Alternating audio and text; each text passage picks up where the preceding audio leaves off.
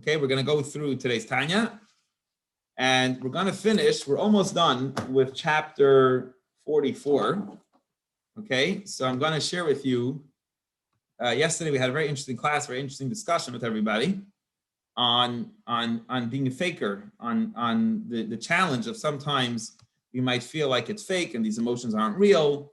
And we discussed those emotions. We've been discussing two meditations of love of Hashem, about feeling that Hashem is your father, or feeling that Hashem is your life. Oh, put it on your phone.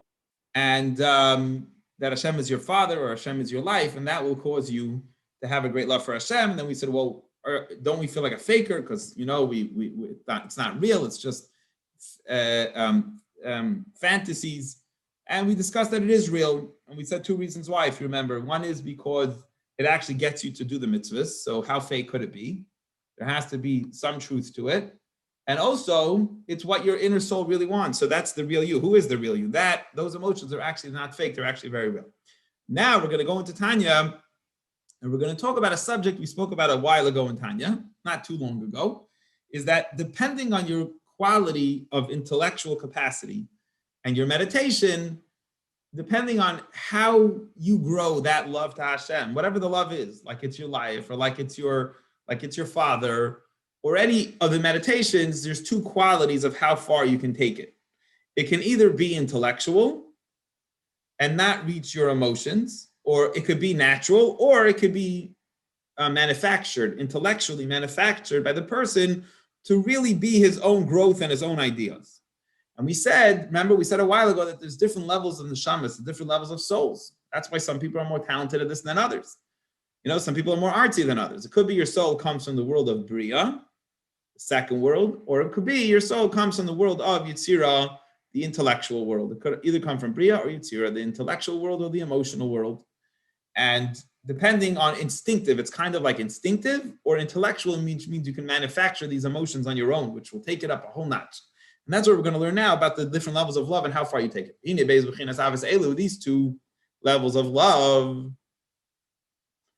the love of Hashem, that he's my life, or he feel like a child to a parent, even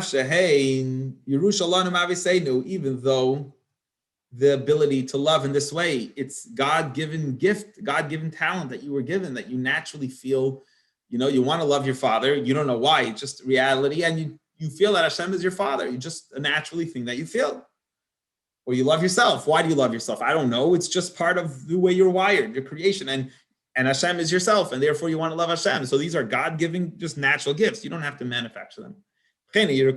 Also, the fear of Hashem that comes with these meditations, that God is my life. I don't want to die, and I don't want to hurt my father. To be afraid to separate yourself from God, who is your life. He's your father.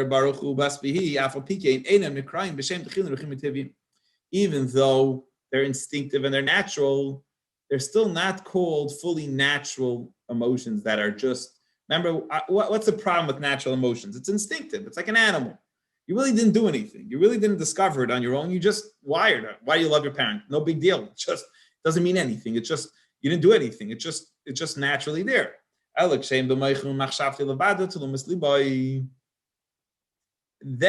when are they called natural?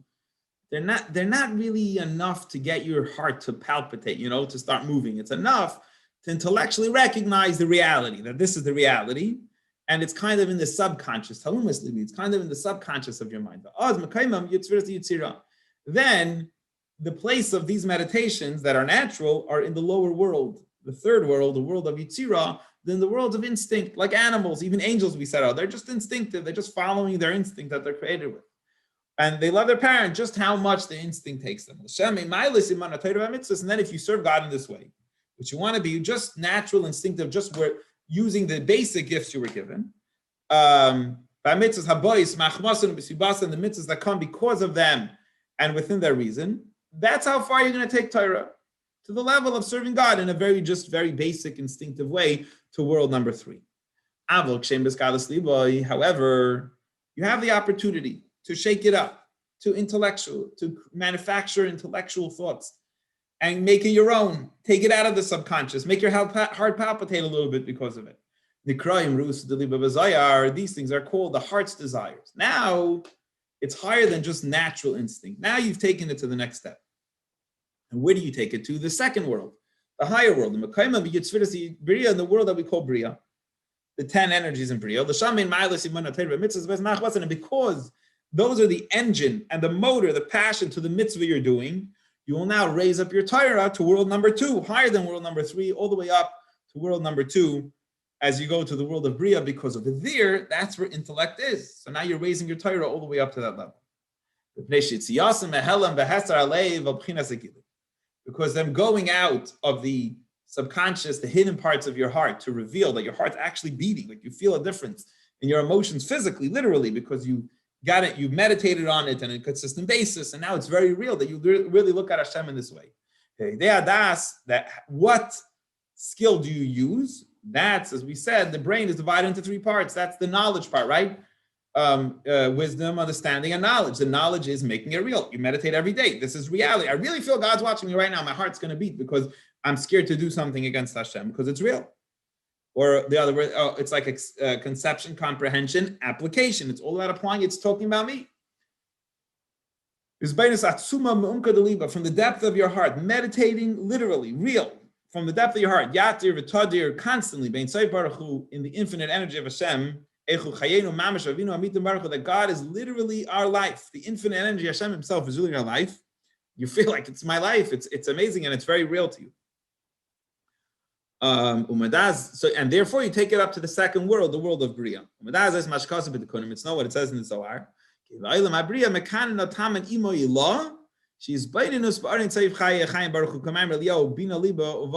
wants to say, even though we keep on saying world number 2, but where does world number 2 get its energy from? World number 2 gets its energy from world number 1. And if you remember the discussion we had about world number 1, what's the whole essence of world number 1? Is that it doesn't exist. It just feels that the infinite energy of Hashem, that it's greater than it. See, world number 2, Bria, is intellectual. It's you think and you understand. But world number 1, Atzilus, is the infinite energy of Hashem. And you meditating on that, and you're going to go up to world number 2, because that's the world of meditation, of intellectual manufacturing your own emotions, at least intellect, in your intellect. However, you could feel and sense the world above you, which comes into the second world, which is the world of Atzilus, that you feel that literally Hashem is everything and you're nothing. So a little bit of that gets carried down into world number 2, which is a very high level. Both of the loves that we mentioned before, the love of that God is your life and the love meditation that we're discussing in these 2 chapters, that God is your Father.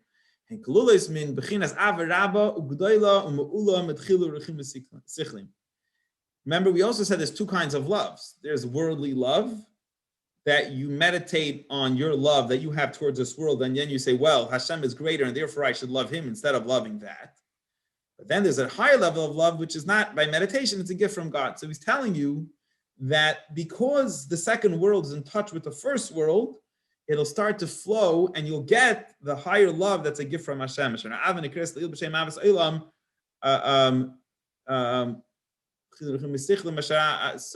you can get somewhat in touch. You can meditate your way up to reach the level of world number 2, Bria, which comes through your own work, but you can slowly start to notice and get in touch with the higher level of love, which is a gift from above, which that Hashem is everything and there's nothing else besides Hashem in this world. And that, my friends, as we're getting towards 1 o'clock, is the end of today's Tanya. So basically, what did we say? Just to recap. We said that, a person depends on their level of meditation, and the love that they can manufacture to Hashem will generate how far is the engine to their mitzvah that they're doing, and will decide how high, how far you can take that mitzvah, how far it can go. And that, so make sure to meditate at least the lower level of Ava, or even the deeper level of Ava, but it has to be consistent. That every time you daven, you have to sit down and you have to meditate and realize who you're talking to, that He's your Father and He's your life. And that meditation will bring you to a very high level. Any questions or comments, my friends, on today's Tanya?